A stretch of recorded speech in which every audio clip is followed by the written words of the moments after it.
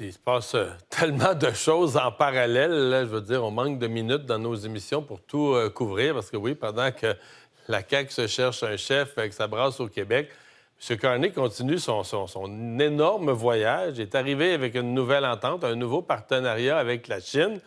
Mais maintenant, même chose avec le Qatar. Ça s'est passé au cours de la fin de semaine, parce que là, il est rendu en Suisse, il est rendu au Forum mondial de Davos. Mais juste avant, au Qatar, a signé une espèce de protocole d'entente. Vous pouvez même parler au pluriel de plusieurs protocoles d'entente avec le Qatar.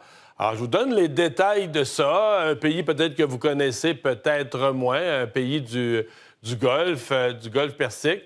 Vous voyez l'Arabie Saoudite. Alors, le Qatar, c'est vraiment un petit pays là, qui s'avance dans le Golfe. Petit pays en territoire, évidemment très riche, beaucoup de pétrole, beaucoup d'argent du pétrole. C'est un émirat. Donc, c'est comme un royaume, mais évidemment, quand le roi est un peu un émir ou le plus haut dirigeant du pays est un émir. Donc, les Émirats, il y en a quelques-uns là, dans cette région-là du globe. Une richesse pétrolière vraiment énorme qui donne au pays une espèce d'influence. Bon, puis c'est le pays qui a négocié parce que, bon, il y a des leaders du Hamas qui sont hébergés au Qatar. Les États-Unis n'ont pas eu le choix de faire affaire avec le Qatar, mais c'est quand même un pays qui parle à tout le monde. Donc, on fait affaire avec... C'est un peu à travers le Qatar qu'on a réglé... est arrivé un cessez-le-feu fragile entre Israël et la bande de Gaza parce que le Qatar, eux, pouvait parler aux gens du Hamas. Alors, vous voyez un peu l'état de situation. Donc, M. Carney débarque là. Il y a des intérêts communs certains. Il y a surtout un pays où, si tu veux attirer des investissements, il y a beaucoup d'argent. Je vous donne un peu juste au niveau pétrolier, d'où vient l'argent. Malgré son territoire petit, c'est le 5e producteur au monde de gaz naturel. Mais c'est le premier dans cette nouvelle forme de transport du gaz, là, que tu liquéfies le gaz, tu l'amènes dans des bateaux comme ça où tu liquéfies le gaz pour le transporter. C'est le premier producteur au monde de gaz naturel liquéfié.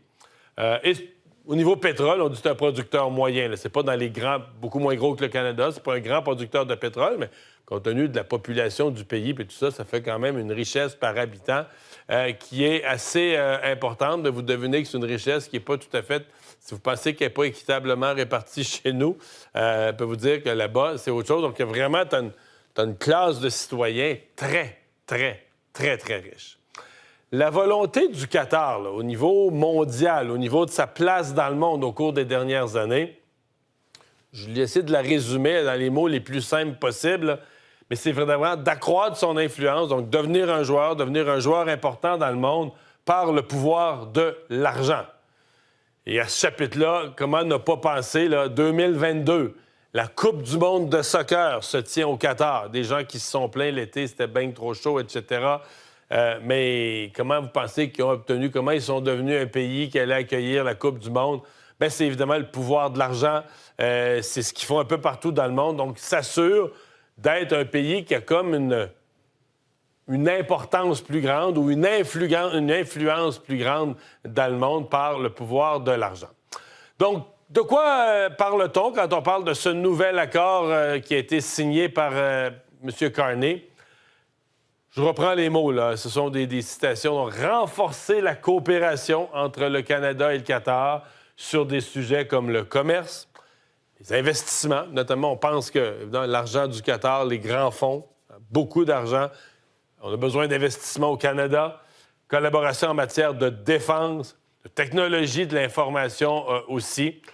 En établissant cette collaboration future, on crée... Juste être bien compris là-dessus. C'est pas comme si on partait de zéro. Là. Il y avait déjà des accords de collaboration.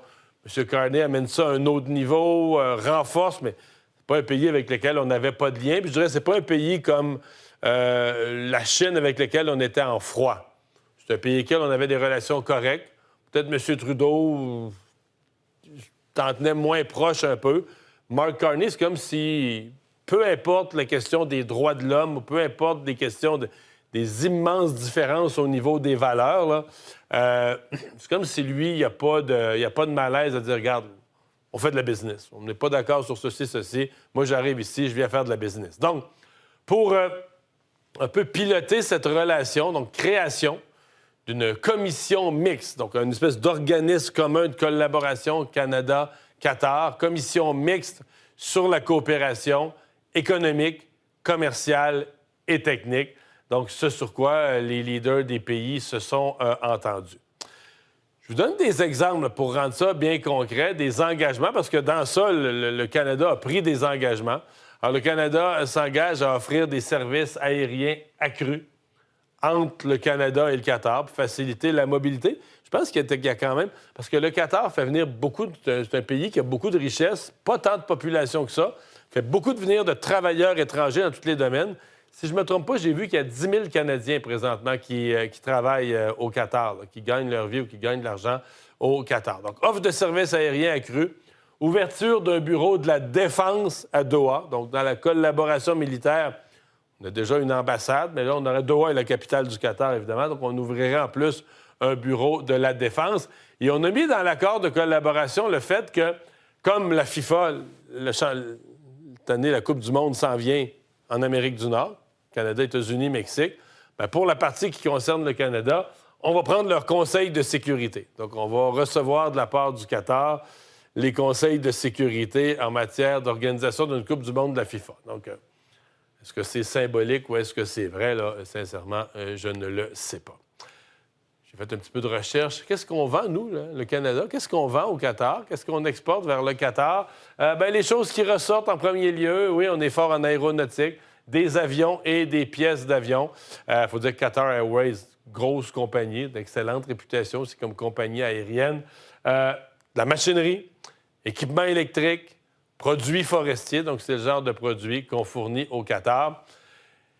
Et je ne peux pas m'empêcher de conclure ma présentation parce que je vous disais en cours de route, le Qatar est quand même un pays qui essaie d'accroître son influence dans le monde par le pouvoir de l'argent.